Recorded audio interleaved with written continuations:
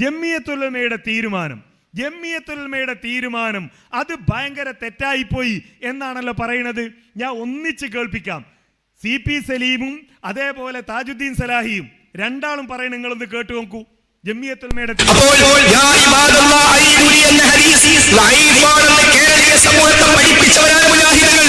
അതുകൊണ്ട് വിജനപ്രദേശത്തോ സ്വജനപ്രദേശത്തോ ജിന്നിനോട് സഹായം തേടാൻ പാടില്ല. അത് ശിർക്കാണ്, ശിർക്കാണ്, ശിർക്കാണ്. ഇത് ഇന്ന് പറയാൻ CP സലീമിന് ധൈര്യമുണ്ടോ?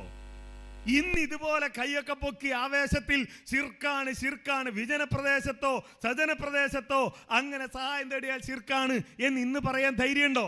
തീർന്നില്ല. അടുത്ത നോക്കൂ. എന്നാൽ ചെറിയ മുണ്ടം വിവാദത്തിന് തിരികൊളുത്തിയ ചെറിയ മുണ്ടം ഇപ്പോഴും ആ പ്രസിദ്ധീകരണവും രൂപവും അങ്ങനെ തന്നെ നിൽക്കുന്നു.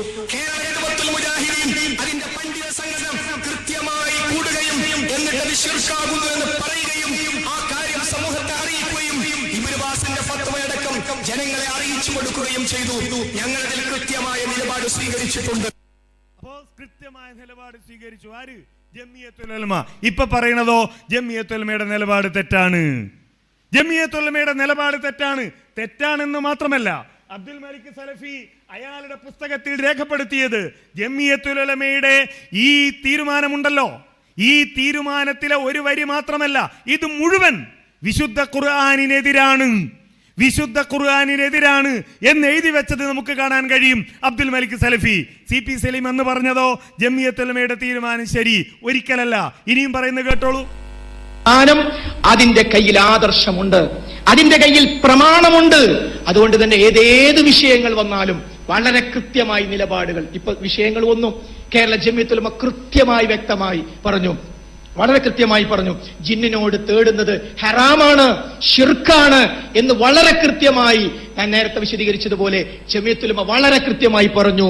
മുഹൈദ്ദീൻ ഷെയ്ഖെ രക്ഷിക്കണേ എന്ന് വിളിക്കുന്നത് പോലെ തന്നെയാണ് ജിന്നെ കാക്കണേ എന്ന് വിളിച്ചാൽ ശിർക്കാണ്, ശിർക്കാണ്, ശിർക്കാണ്. എന്താ കൈവീശലൊക്കെ! നോക്കുങ്ങള് എത്ര ആത്മവിശ്വാസത്തോടെയാ! എന്തുകൊണ്ടാണ് CP സലീമിന് ആ ആത്മവിശ്വാസത്തോടെ പറയാൻ കഴിഞ്ഞത്?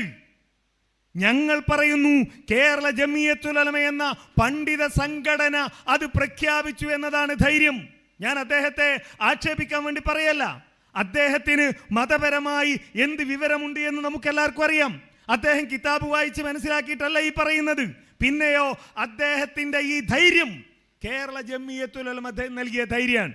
ഇത് CP സലീം. ഇനി താജുദ്ദീൻ സലാഹി പറയുന്നത് കേട്ടോളൂ.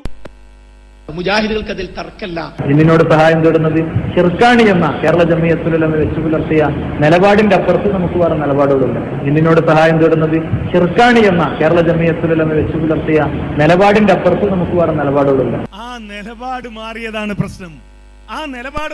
പ്രശ്നം. ജംഇയ്യത്തുൽ ഉലമയുടെ തീരുമാനം തെറ്റാണോ? ജംഇയ്യത്തുൽ ഉലമയുടെ തീരുമാനം ഖുർആനിനെതിരാണോ? ഇനി അത് എതിരല്ല എന്ന് ആദ്യം പറഞ്ഞതാരാ? കേട്ടോളൂ നിങ്ങൾ. അള്ളാഹു അദ്ദേഹത്തിന് പുറത്തു കൊടുക്കട്ടെ.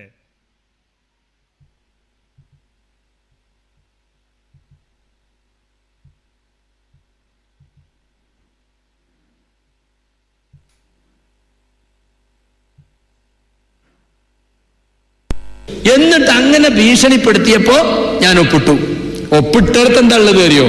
മനുഷ്യനെ സംബന്ധിച്ചിടത്തോളം അദൃശ്യവും അഭൗതികമായ ജിന്നിനോട് അതിന്റെ കൈവിൽപ്പെട്ട് ചോദിക്കുന്നത് ശിർക്കും ഹറാമുമാണ്. അതിൽ തെറ്റില്ല. ജംഇയ്യത്തുൽ ഉലമയുടെ ഈ തീരുമാനത്തിൽ തെറ്റില്ല. ആരാ പറയുന്നത്? സക്കരിയ സലാഹി പറയുന്നു ജംഇയ്യത്തുൽ ഉലമയുടെ തീരുമാനത്തിൽ തെറ്റില്ല. ആ സക്കരിയ സലാഹി ഉപയോഗിച്ചുകൊണ്ട് സംഘടന ഉണ്ടാക്കി, അദ്ദേഹത്തെ ചവിട്ടി പുറത്താക്കി. കേരളത്തിൽ പ്രവർത്തിച്ചു കൊണ്ടിരിക്കുന്ന ആളുകൾ ഇപ്പോൾ പറയുന്നു ജംഇയ്യത്തുൽ ഉലമയുടെ തീരുമാനം തെറ്റാണ്. CP സലീം തെറ്റല്ലെന്ന് പറഞ്ഞ, സക്കരിയ സലാഹി തെറ്റല്ലെന്ന് പറഞ്ഞ, താജുദ്ദീൻ സലാഹി അതിനപ്പുറം വേറൊരു നിലപാട് വേണ്ടെന്ന് പറഞ്ഞ ആ നിലപാടിലേക്ക് തിരിച്ചു വരണം എന്ന് മാത്രമേ മുജാഹിദുകൾക്ക് ഈ ജിന്നുവാദം തലയിൽ കയറിയ ആളുകളോട് പറയുവാനുള്ളൂ എന്ന് മാത്രം സൂചിപ്പിച്ചുകൊണ്ട് ഞാൻ എൻ്റെ വാക്കുകൾ അവസാനിപ്പിക്കുന്നു. അള്ളാഹു ഈ തൗഹീദി പ്രബോധനത്തിൽ അടിയുറച്ചു നിന്ന് മുന്നോട്ട് പോകുവാൻ നമ്മെ എല്ലാവരെയും അനുഗ്രഹിക്കുമാറാകട്ടെ.